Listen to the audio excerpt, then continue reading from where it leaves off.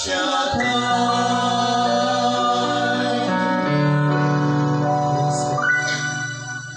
ngala ng Ama, ng Anak at ng Espiritu Santo. Amen. Maraming Diyos na makapangyarihan sa lahat, Yahweh. Maraming salamat, Ama. Muli niyo kami binigyan ng pagkakataon na kami ay makapaglingkod muli at makapagpuli sa iyong banal na pangalan. Salamat din sa pagkakataon kami po ay makakapakinig muli ng iyong salita. Kaya kami po na ito po'y magaling sa amin ang karunungan at kaalaman at higit sa lahat kalakasan ng Panginoon. Ano bang pong mga pangangailangan namin sa hapon ito, O Diyos, ay matagpuin nawa ng iyong mensahe at pagpalain niyo rin po, Panginoon, ang iyong lingkod na sinugo sa dakong lugar na ito na maipahayag niya ng tama at ayon sa iyong kalooban ng iyong mga salita.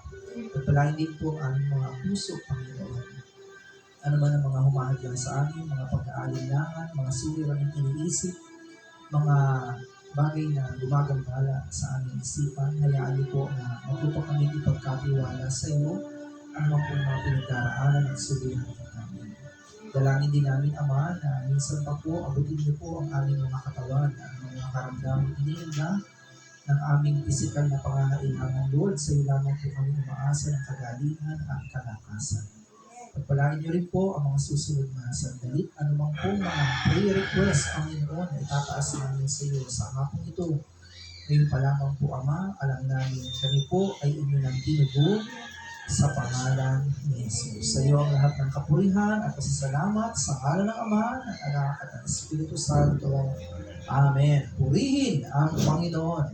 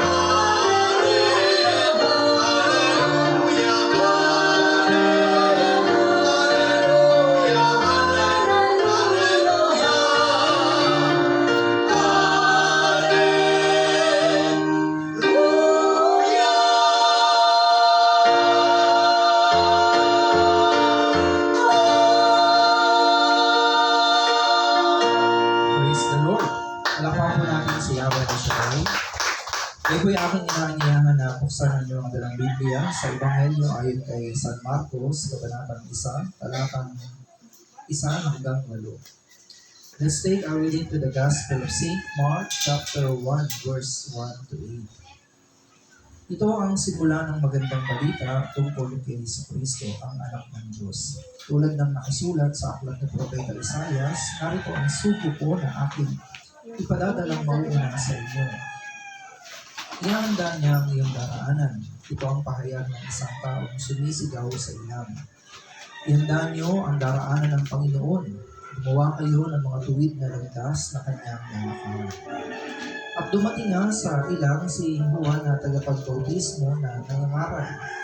Pagsihon niyo talikuran ang inyong mga kasalanan at pabautismo kayo upang kayo patawarin ng Diyos.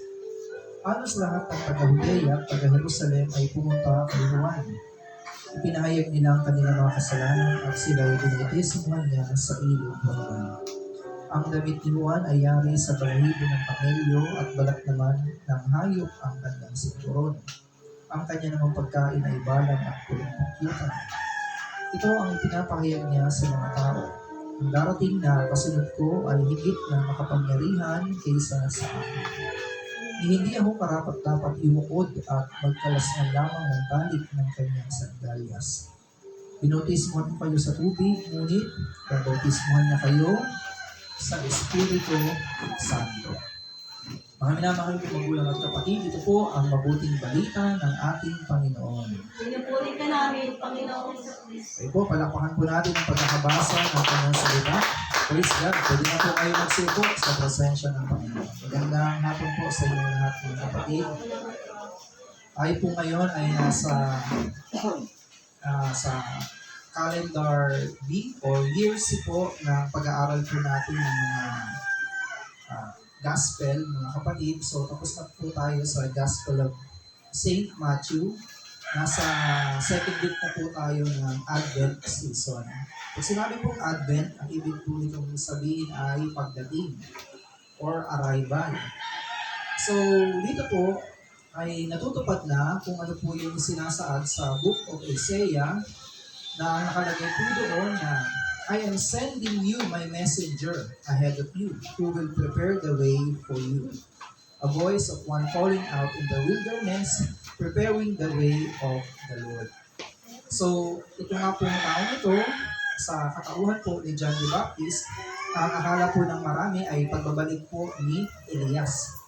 Amen? Kaya nga po maraming magtatanong kung sino siya. Siya ba si Elias na nagbabalik muli o isa sa mga propeta na ngayon ay nagmuling nabuhay? Now, si John the Baptist po, siya po ang last prophet na nasa New Testament, mga kapatid ko kay Cristo. At ang tanging role niya po ay para ihanda ng daraanan ang pagdating po ng ating Panginoon. So he was very well-known person, mga kapatid ko kay Cristo, dahil po sa kanyang ascetic lifestyle, o yung kanyang klase ng pamamaraan at klase ng pamumuhay na meron po siya. So makikita po natin dito na binanggit na ang kanyang pananamit ay yari lamang po sa balat ng kamelyo. At meron po siyang leather belt around his waist, mga kapatid, na kung saan yung choice of his attire is very simple and humble, mga kapatid, na nagre-reflect ng kanyang kababaang loob, ng kanyang pagiging isang simpleng tao. Unlike po sa mga religious leaders na ang kanila po mga gamit na mga damit, yung kanilang mga sinusuot, ay mga yari po sa mga mamahaling tela, sa mga mamahaling lino, mga kapatid ko kay Cristo, at napaka-mapuputi. At yung iba naman ay mga purple robe, pero nagpapakita rin ng kanilang kataasan, ng kanilang kalooban, at yung status kasi nila, yung paghanga kasi sa kanila ng mga tao. Kaya naman, pati sa way ng kanilang pananamit, para bang maaasawakang lumapit sa kanila. Kasi nga masyado sila malinis. Ngunit sila po ay kinukumpara lang ng Panginoon sa isang libingan. Na maputi ang panlabas, ngunit ang loob naman ito ay punong-puno ng kabulukan, mga kapatid. At kilala po si John the Baptist through his diet, mga kapatid. So, John the Baptist followed a very strict diet of eating locust and wild honey. Ang kinakain niya lamang po ay bala or pulot-pukyutan. Sabi po ng ilang pag-aaral, ang locust kasi ay mayaman sa protina. Iniiwasan niya rin yung pagkain ng karne, although yun ay maganda rin source of protein. Pero sa temple sacrifice kasi maraming corruption na nagaganap. Yung yung taba kasi ng tupa na sinusunog, yun ay para sa Diyos. At yung karne, yun po ay kinakain ng mga pariseyo, ng mga naghahandog sa templo. At yun po ay may bahid po ng corruption, mga kapatid, sapagkat yung mga ibinibenta pong alagang hayop doon sa labas ng templo ay meron silang nakukuhang porsyento. So ayaw rin po ni John the Baptist na ma-attach siya sa ganoong klase na dietary food, mga kapatid ko kay Kristo. Kaya mas pinili niyang kumain ng mga ganitong pagkain. Ang mahalaga lang sa kanya, makasurvive doon sa wilderness. At kilala rin po natin siya sa kanyang kakaiba rin na tirahan, mga kapatid, na kanyang tinutuluyan. Yung kanyang place of residence ay nandoon po sa ilang. Amen? Ang Jerusalem kasi, mga kapatid ko kay Kristo, lalo na usapang pang-reliyon, ay very corrupted na. At gaya po ni John the Baptist na sabi nga sa ilang pag-aaral is isa siya sa mga isin. Pero wala pa namang katibayan ng isa nga sa isin. Yung mga isin kasi ito yung mga leftist, mga kapatid. Yung pag sinabing leftist, mga kaliwa. Hindi ito nagpapasakop sa ilalim ng pamumuno ng mga Romano. So alam naman po natin na yung Judah, yung Judean province, mga kapatid, at yung Jerusalem ay under na po ng Roman government noong time na yon. Hindi na sila kasi bansa, nawala na sila ng sariling identity. Sila po ay ginawa na lang pong kabisera o ginawa na lang silang province, mga kapatid, ng Rome. At yun po ay nasa ilalim ng pamamahala ng mga Herod, mga kapatid ko kay Kristo. Ang Herod, yan po ay title din. Mas mataas yung Caesar. Amen? Ngayon, para siya po ay ma-detach sa ganong klase po ng mga leaders na alam din naman natin corrupt, mga kapatid ko kay Kristo, mas pinili niyang tumira sa ilang. Mas pinili niya yung simpleng pamumuhay kung saan mas mabibigyan niya ng kahalagahan yung solitude at mas makakapag-focus siya pagdating sa mga spiritual matters. Alam niyo kasi yung pagtira sa mga cities like this place, mga kapatid, sa mga ganitong klase ng lugar, minsan mahirap talagang makapag-focus eh. Dahil makikinig ka, makikita mo yung tambakan ng mga labada mo para ng Christmas tree sa taas. Mga kapatid, paano ka makakapag-focus? Amen? Gusto mong makinig pero kalabit ng kalabit yung anak mo. Gusto mong magnilay-nilay pero panay naman ang Facebook mo. Kaya meron mga tao talaga na mas pinipili nilang tumira na lang sa bundok. Walang kuryente, walang ingay, mga kapatid. Kaya kita niyo yung mga monk, ang kanilang mga templo ay nasa ibabaw ng mga bundok, malayo sa mga sibilisasyon kasi nga mas nakakapag-focus sila. Mas nabibigyan nila ng pansin yung kanilang spiritual aspect. And another thing, mga kapatid ko kay Kristo, is yung form of baptism. Ito pong si Juan. Nung siya po ay nangaral, marami pong mga tao ang naingganyong lumapit at nagsisi, nagsabi ng kanilang mga kasalanan at nagpabautismo. And then, the proclamation of his preaching. Ang number one po na ipinapangaral nitong si Juan Bautista ay magsisi sa mga kasalanan. Amen? Ihanda ang kanilang mga puso para sa pagdating ng isang tagapagligtas. Kaya yung buong Judean countryside, mga kapatid ko kay Kristo, ay gustong-gusto siyang makita at mapakinggan. Kasi for almost 400 years na wala pong pinapadalang mensahe ang Diyos, biglang lumitaw po itong si Juan Bautista. Amen? So dito po sa Jordan River, they confess their sin, mga kapatid. At dito na nga po nila napakinggan po yung mensahe po nitong si Juan Bautista.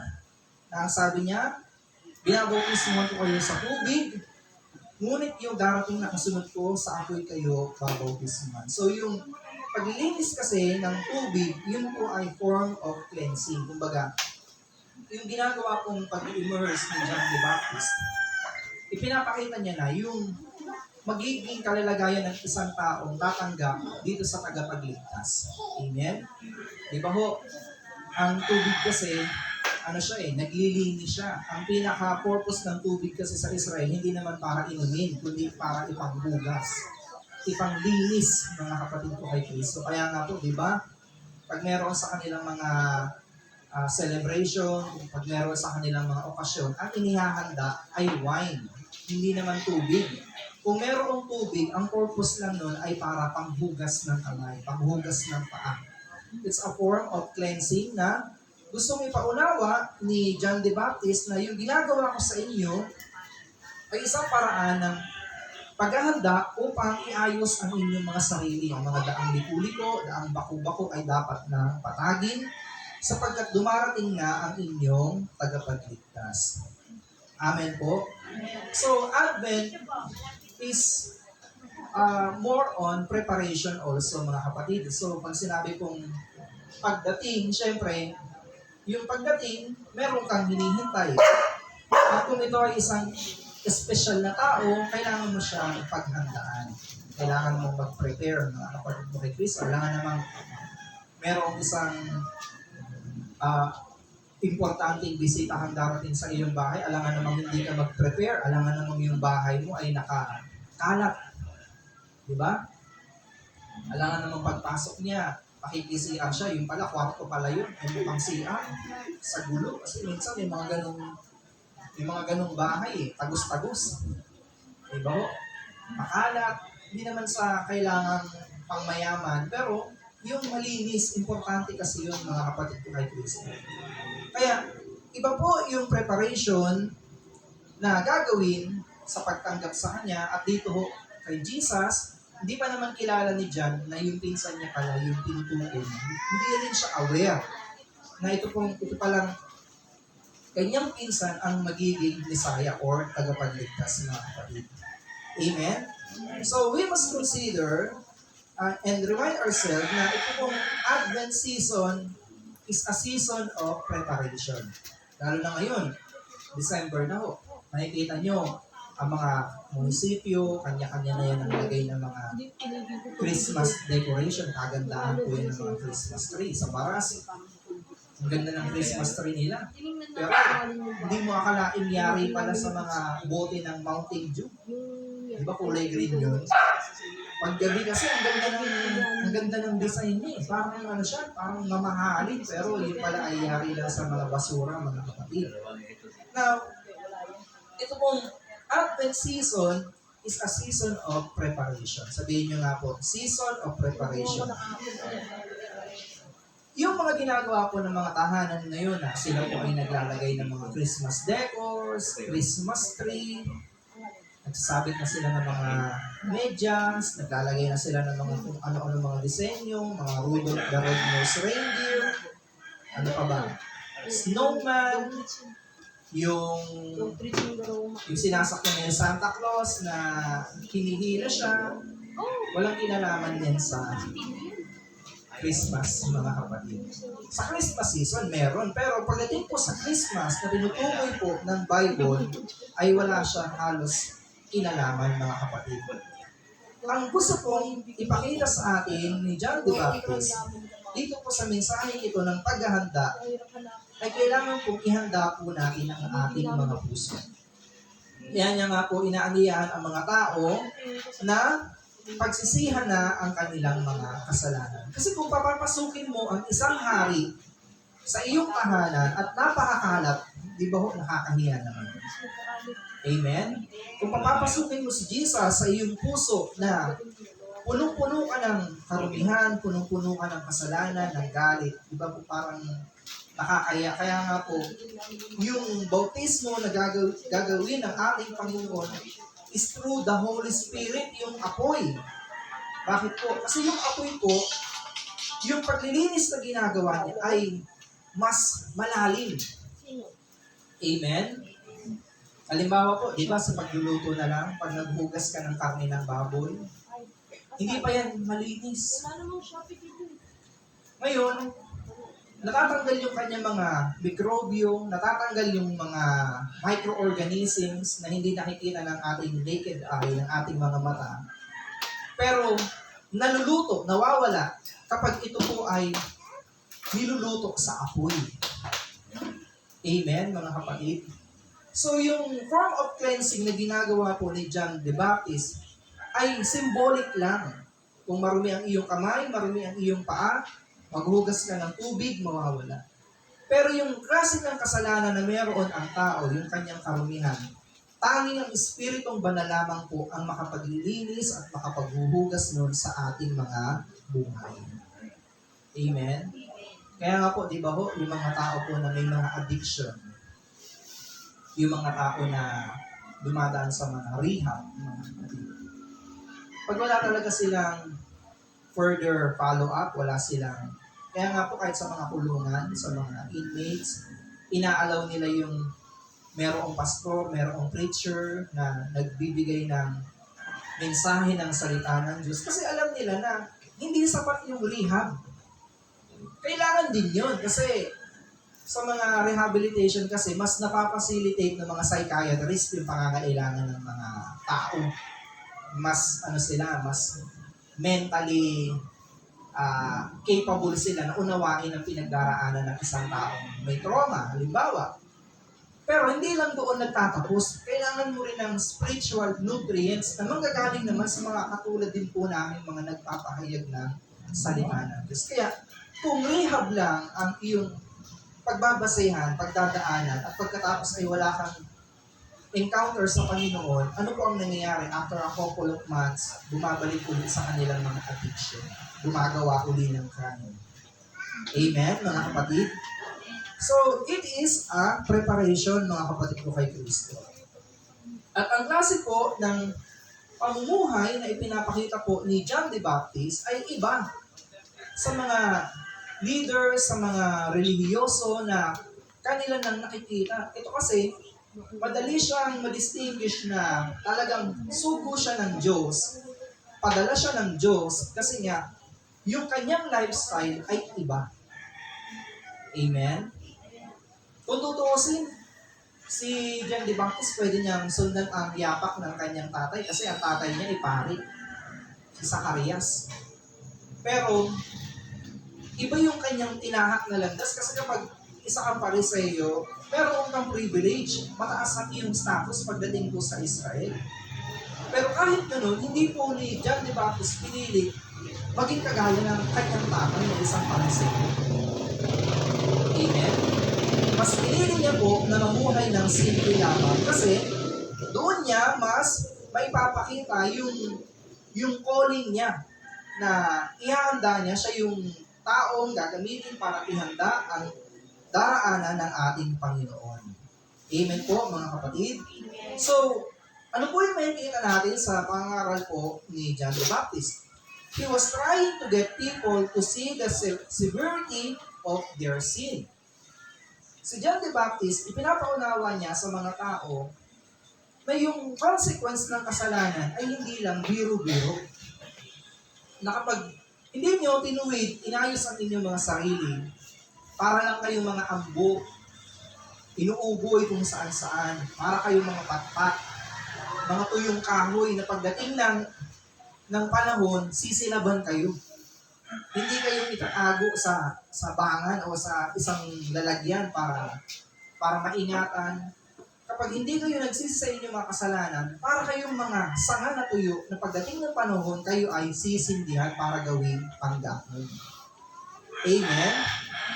Kaya yung seriousness niya, pagdating po sa pangaral po ng repentance, mga kapatid ko kay Kristo, ay talagang very bold yung kanyang pagsigaw. Amen, mga kapatid?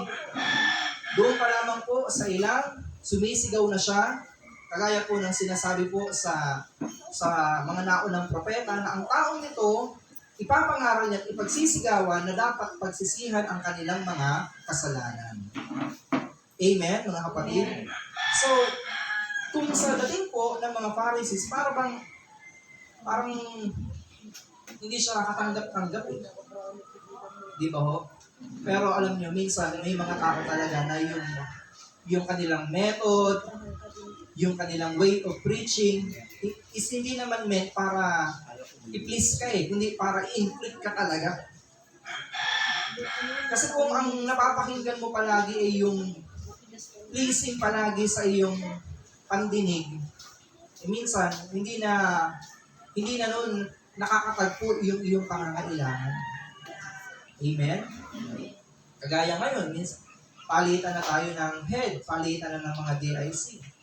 Yung iba natutuwa, yung iba hindi. Pero hindi niyo po alam, meron kasi itong hinuhubog sa ating character. Meron din pong area na ang dami nilang sumbong sa kanilang mga namumuno. Pero, kasi may dahilan kasi yan kung bakit yan ang inilalagay. Amen? May dahilan yan. Pwedeng inuhubog yung ating pagiging submissive, pwedeng inuhubog kung hanggang saan yung ating patience. Kasi kung alam naman ng Diyos na hindi siya magiging kapaki-pakinabang doon sa area na yun, hindi rin yung magtatagal dyan, aalisin niya yan.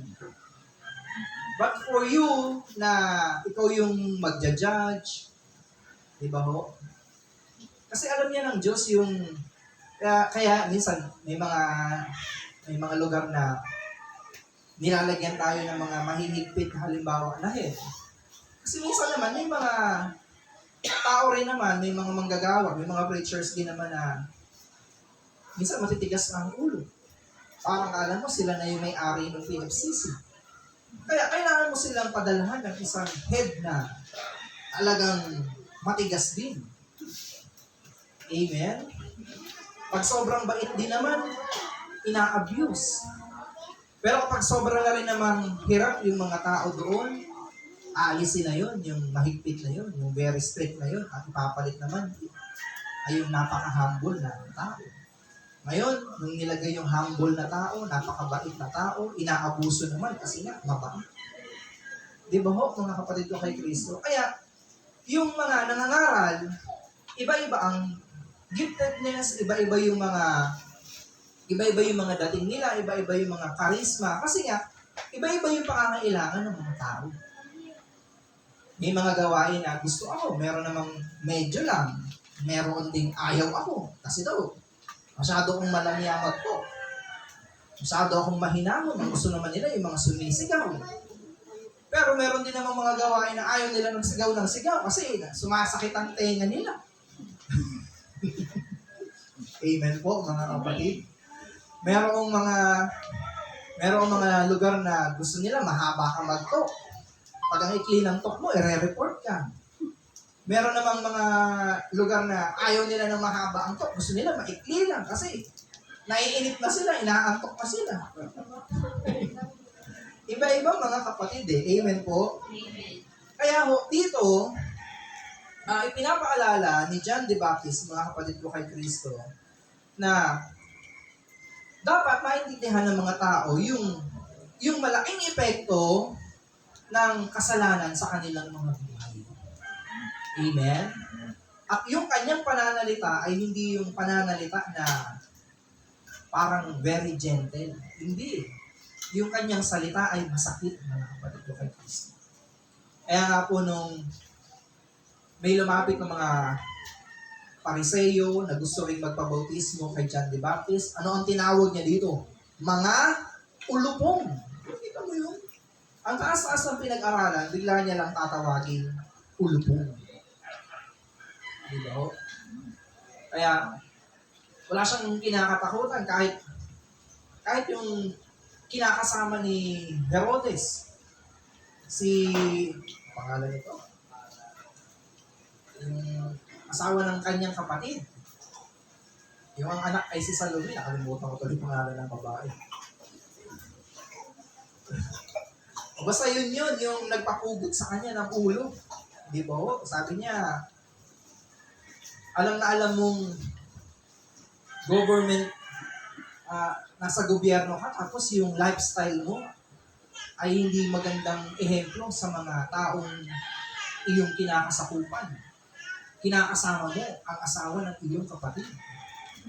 Di ba po? Ano ang pangalan? Nakalimutan mo. Ang babae kasi ang naalala ko, yung sumayaw si Salome.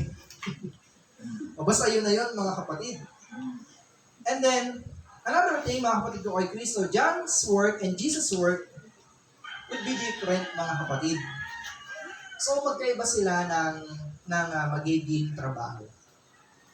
At wala rin namang insecurity po si John the Baptist nang dumating na po at inintroduce niya ang ating Panginoon. Kasi nga po, yung dalawa niyang alagad, na sino nga po yung alagad? Basta yung dalawa, si Andrew yata, at saka si John, kung di ako nagkakamali, or si Philip. Nung ipinakilala niya, narito na ang kordero ng Diyos na nag-aalis ng mga kasalanan. Yung dalawang yun ay sumunod kay Jesus. At hindi rin naman pinigilan ni Juan Bautista. Bakit po?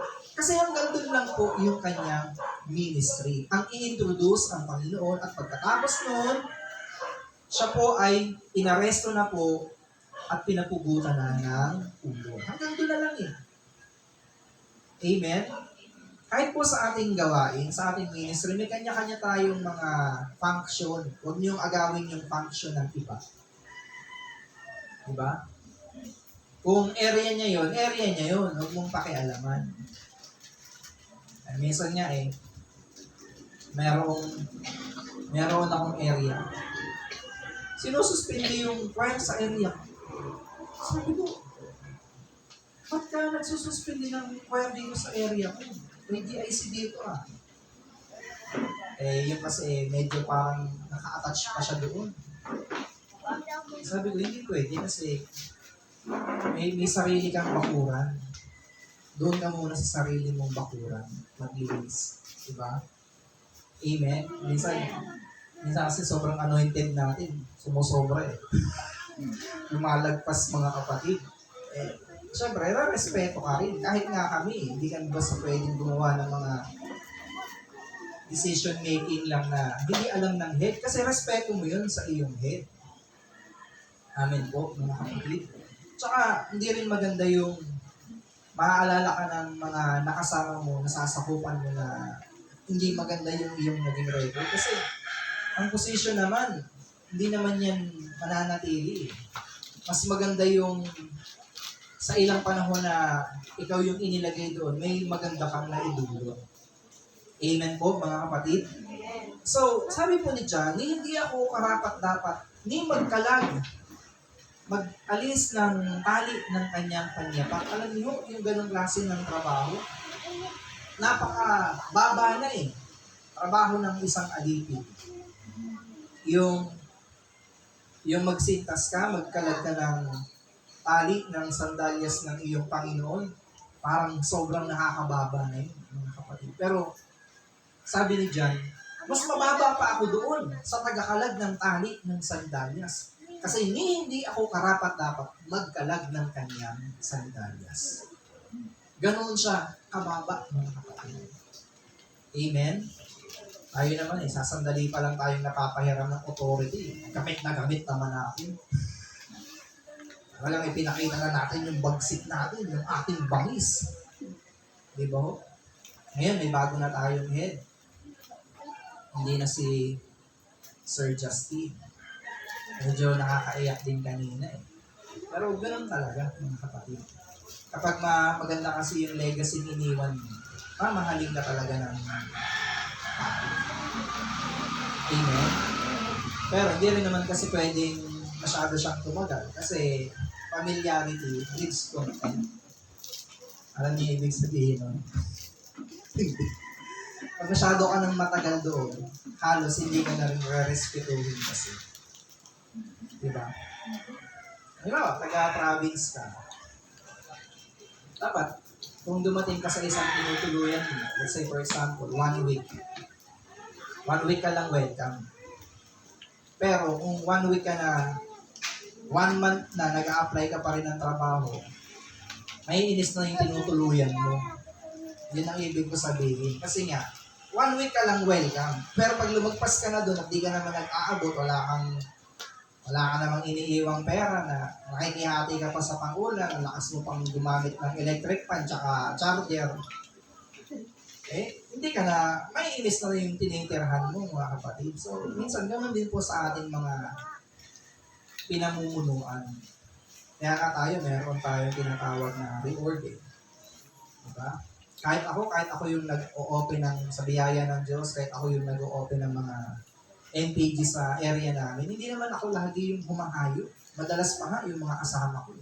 Kasi yung rin namang i-hostage ang isang gawain. Alam niyo yung hostage? Mayroon kasing mga nagbubukas, pero sila lang palagi. O kaya siya lang.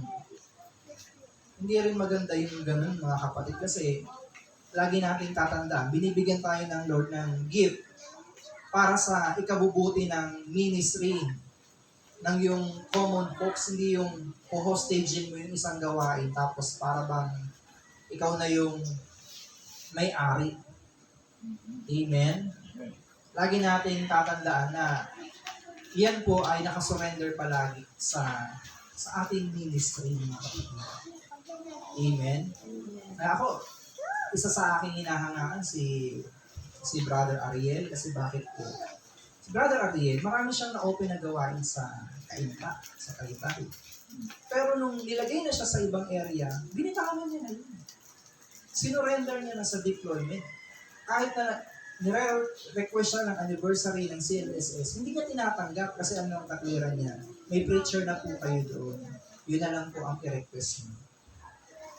Amen? Meron naman, ako na lang i-request niyo.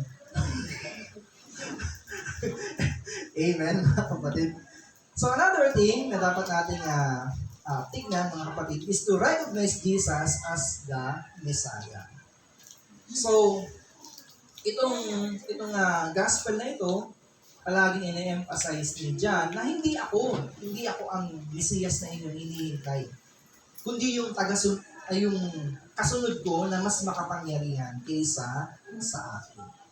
So, never inangkin ni Juan Bautista yung ministry na nakapokas sa ating Panginoon. Kasi meron din siyang sariling mission. Another thing is the role of John the Baptist, mga kapatid. At ang role niya na yon ay ipakita yung importansya ng repentance, ng pagsisisi sa kasalanan. Amen? Kasi kapag in-acknowledge mo na ikaw ay makasalanan, doon ka lang tatanggap ng kapatawaran. Kasi paano mo papatawarin ng isang tao hindi umaamin?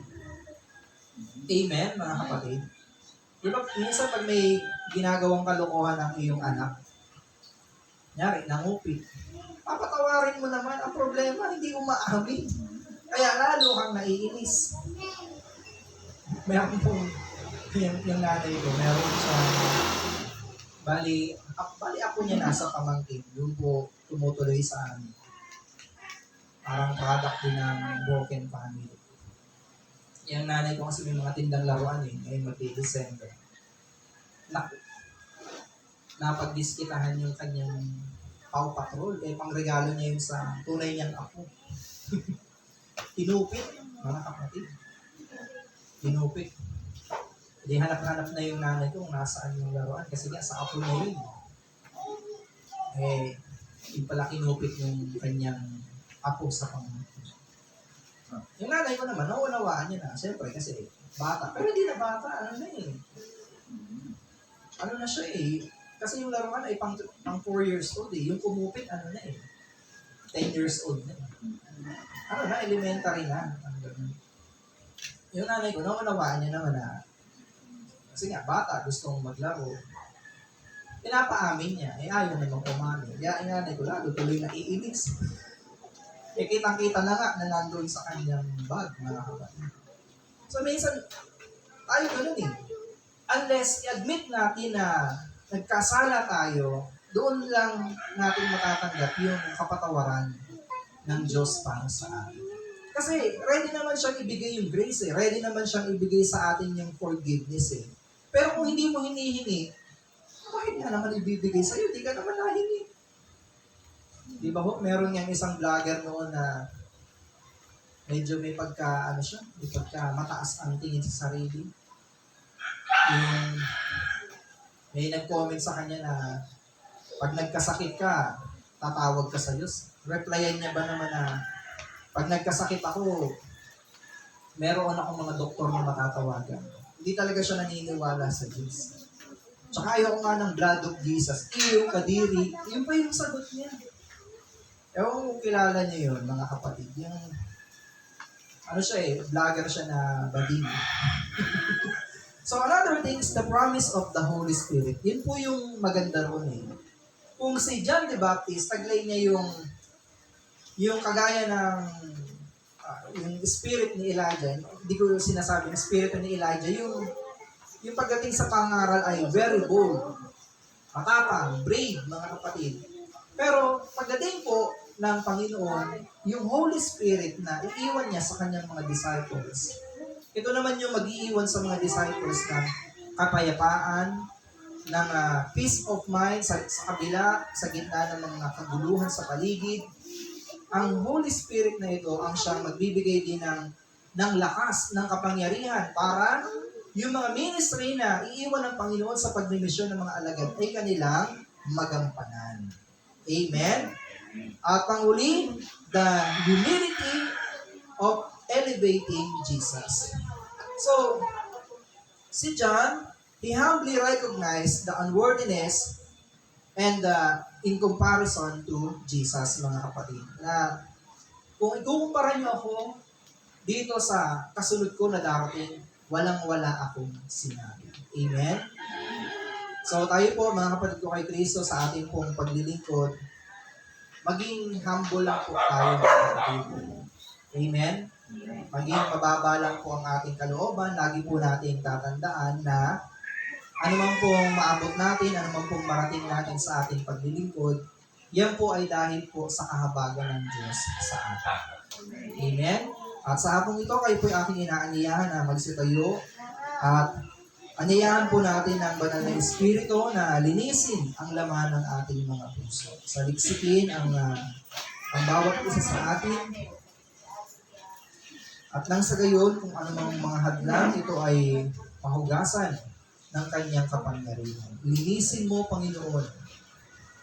Narito ang puso namin naghihintay sa pangunawa at paglilinis mo, Panginoon. Hallelujah.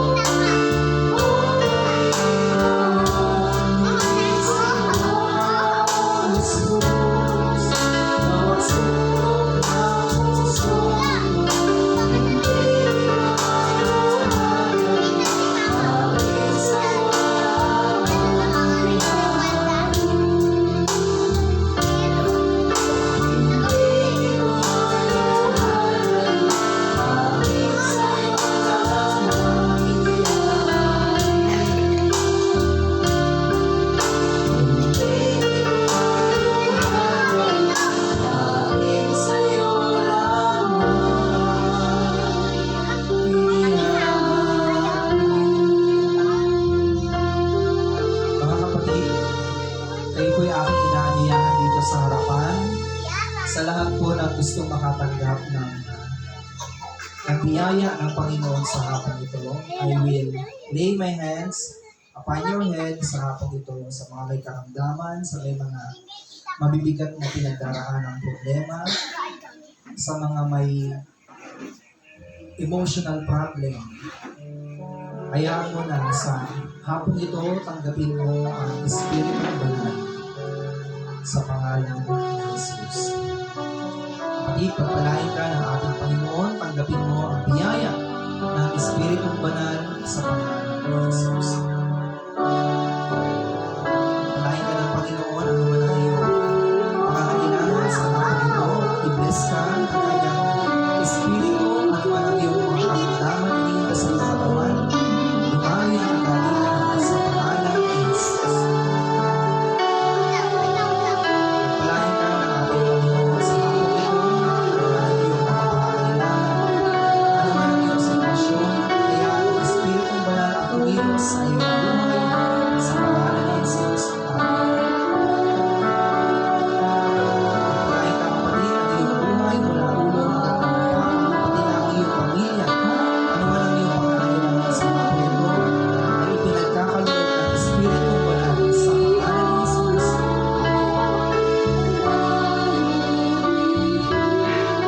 Panginoon, pagpalain niyo po ang bawat ito, ang may kapasahan niya, kailangan i-bless niya ng maayos na kalusugan at kalakasan. I-provide niya ang kanilang mga pinansyal na pangangailangan. At sa lahat, ang kapangyarihan ng Espiritu ng Banal ay dumaloy sa kanilang dalawa sa pangalan ni Jesus. Pagpalain niyo, Panginoon, ang aking kapatid na ito sa hapon ito, ano po ang kanyang pangangailangan. In the mighty name of Jesus, let your glory fall upon her. Ano po ang kanyang hinihingi sa hapon ito, ay ipagkaloob ng Espiritu ng Banal sa pangalan ni Jesus. Pagpalain niyo rin po, Panginoon, ang aking kapatid na ito sa nanay, patuloy na bigyan ng tibayong kalakasan, ilayo sa lahat ng uri ng karamdaman. In Jesus' name, Amen. Amen. Pagpalain niyo rin po si Tatay, ano man po ang hinihingi ng kanyang katawan, dalangin po patuloy siyang bigyan ng kalakasan, ang buhay sa pangalan ni Jesus. Bless you, kapatid. Pagpalain ka ng Panginoon.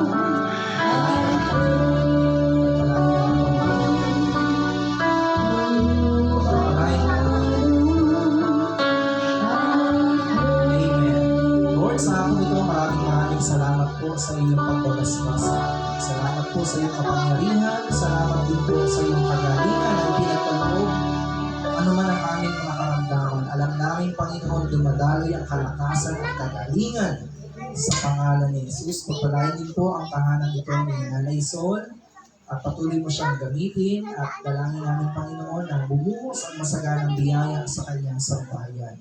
In Jesus' name, pati po ang aming kapatid na si Brother Gilbert, patuloy siyang bigyan ng maayos na kalusugan at kalakasan. Sa pangalan ni Jesus, sa ngalan ng Ama, ng Anak at ng Espiritu Santo. Amen. Pagpalain tayo lahat ng ating Yahweh El Shaddai. Give thanks.